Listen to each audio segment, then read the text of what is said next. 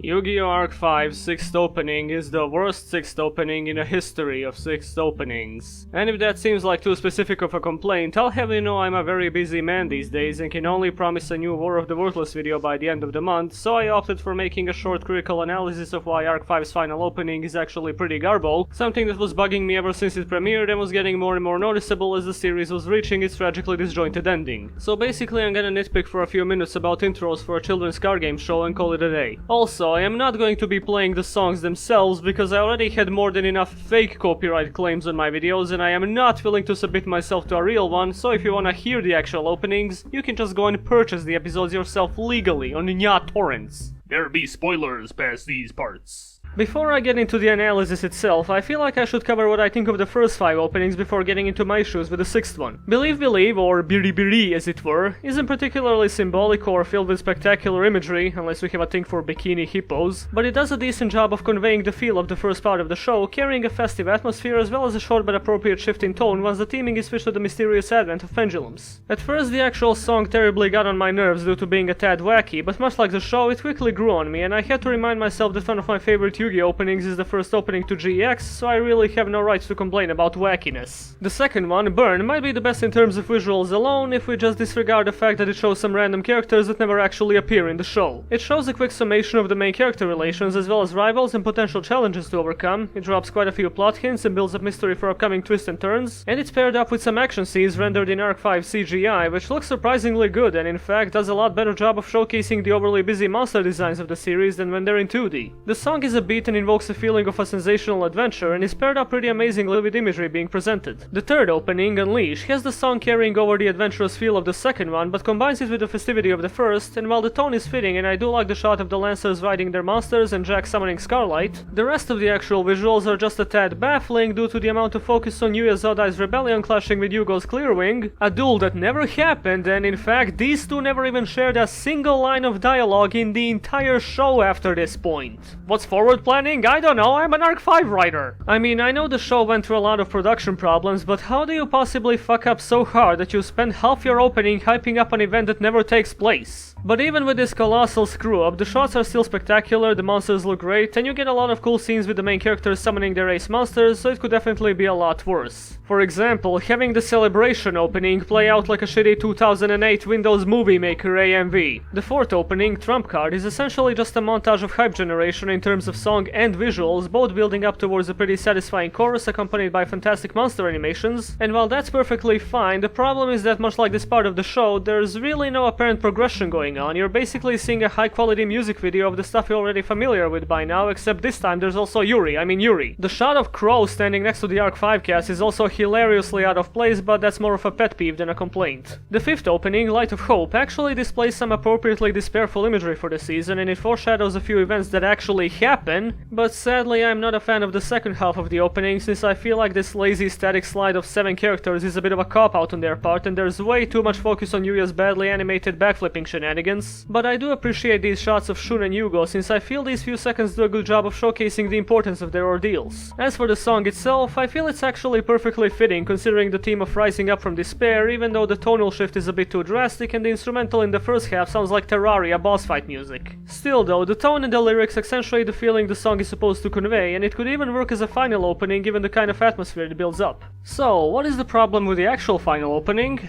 Well, let's talk about the song first, Pendulum Beat by Super Dragon. Sadly, the Super Dragon is not in fact referring to Zark, as he has no discernible singing talent. Testing, 1, 2, 3! The song itself is okay, it sorta reminds me of the first opening for 5Ds, as in starts off with a punkish instrumental, followed by some pretty raw vocals, and eventually transitions into an upbeat and hopeful tone. It's a cool piece in a vacuum, but in the context of the show I have two major problems with it. First of all, it works the exact same way as the previous song, meaning that the first half has a moody and edgy feeling to it, which then transitions into yet another overwhelming hope fest, the likes of which were not seen ever since Utopia reached 204,000 attack. This is something that was bugging me from the start, but I couldn't pinpoint why until I figured out we've already seen this exact thing done before but better in the fifth opening. But to give it some credit, I did say a song like this would be appropriate for a final opening, Which brings me to my other complaint: the song is horribly thematically inappropriate. The final season of Arc 5, in which the song is used, is not nearly as swarming with smiles and positivity as the second half of the song would have you believe, and the lyrics in the first half are so horribly vague and unrelated to anything they give the most mediocre of shonens a run for their money. A more fitting song would be something along the lines of Zexal's second opening, which had a moody but still a pretty adventurous and even empowering feeling to it, so it would be appropriate for a season with a lot of dramatic twists which eventually results in a happy ending, or that was at least the intention. Sadly, they seem to be content with taking the safe route and just making another song that forcefully perpetuates Yuya's obsession with Egao, resulting in a decent song which happens to be more fitting for the middle of the show as opposed to the final arc. And while we're on that topic, let's point out the series of unfortunate mistakes that is the visuals of Pendulum Beat.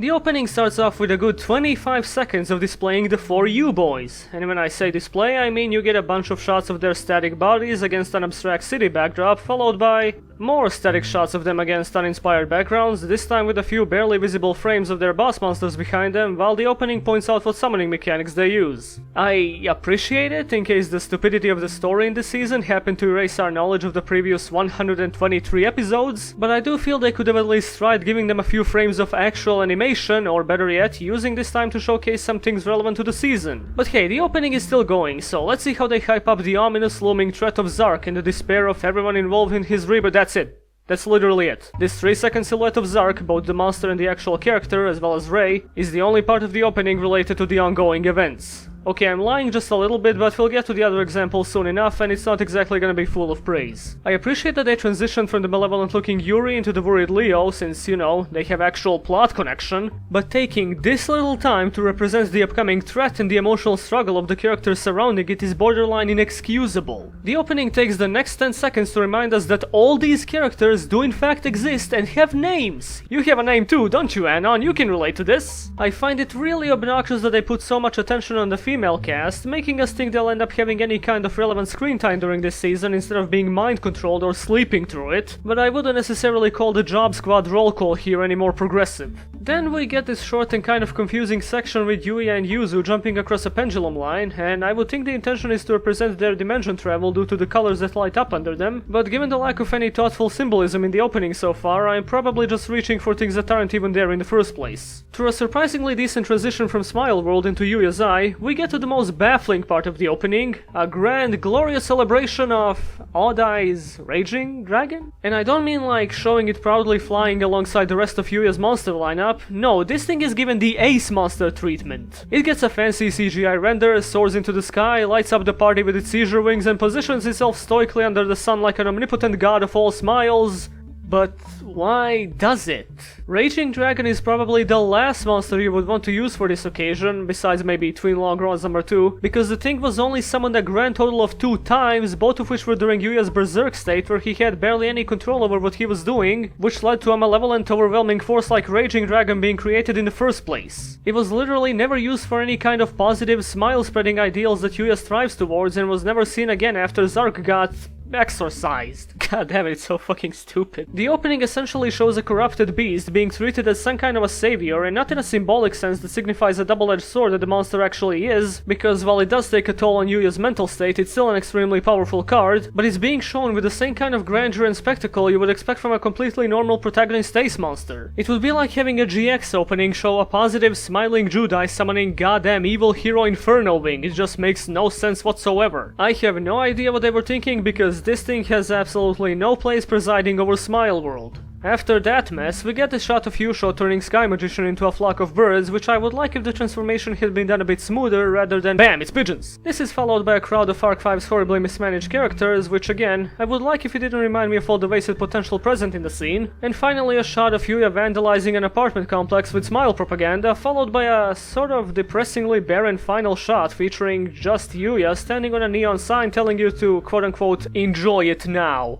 Yeah, Arc 5, I used to enjoy it, but now now is certainly not the time. So, to sum it up, unimaginative and inappropriate tune, uninspired character slideshow, no relevance of the ongoing conflicts, false character representation, ham-fisted out-of-place boss monster, animation quirks, and a boring final shot. Now, given that it's a lot to take in, let's just quickly cover how all these faults could be circumvented. Song tone. Just use something along the lines of the third 5D's opening, or as previously mentioned, braving. Songs with vaguely saddening tunes but overlapping with a feeling of hope and optimism. Get rid of the character name slides and replace them with footage representing the conflicts those characters are going through. Speaking of which, bring some attention to the overarching threat of the final boss, because if you really don't want to fully show him in the opening, at least acknowledge his presence and the effect he causes on the emotional state of the protagonists. Instead of a 3-second roll call, show the side characters participating in the ordeal to hold back the rebirth of Zark and hint at the potential resolution of their storylines. Speaking of hints, you could probably be a lot better off if you paired up the imagery of the Bracelet Girls along with Rata, given their revealed relation, and because of Arc 5's bizarre writing, they do end up in the same body. Get rid of that stupid fucking dragon and replace it with something that actually makes sense, you know, like a pendulum dragon of sorts. It doesn't have to fly, you can show savior symbolism without allusions to the grand heavens. Fix the pigeons and give Yuya some friends at the final shot. There you go, I fixed your shitty opening.